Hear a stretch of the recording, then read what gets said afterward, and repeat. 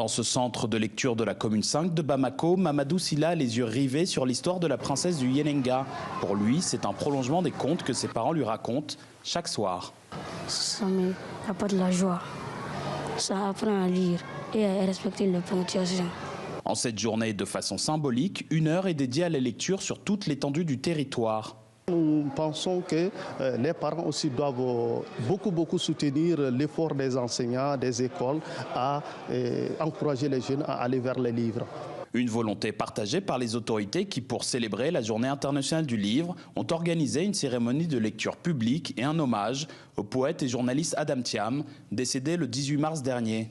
Le Mali a beau être un pays de tradition orale, le Mali est aussi un pays d'écriture. Et n'oubliez pas que le Mali, c'est aussi le pays de Tombouctou. C'est là où il y a les manuscrits anciens.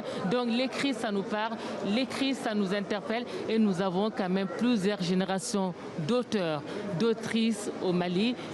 Pour soutenir le secteur, une augmentation des fonds destinés à la culture et à l'éducation est envisagée. Un appui de l'État attendu par Aïcha Diarra. Autrice, elle décide en 2019 de créer sa propre maison d'édition.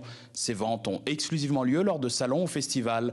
Dans son catalogue, une quinzaine d'ouvrages publiés à compte d'auteur. C'est la tendance qu'il faut respecter si nous ne voulons pas que nos sociétés, nos boîtes, nos maisons d'édition tombent d'un jour à l'autre. En général, le Malien ne lit pas. On peut faire le dépôt de nos publications dans les librairies et 3 mois après, on constate qu'il n'y a pas de vente.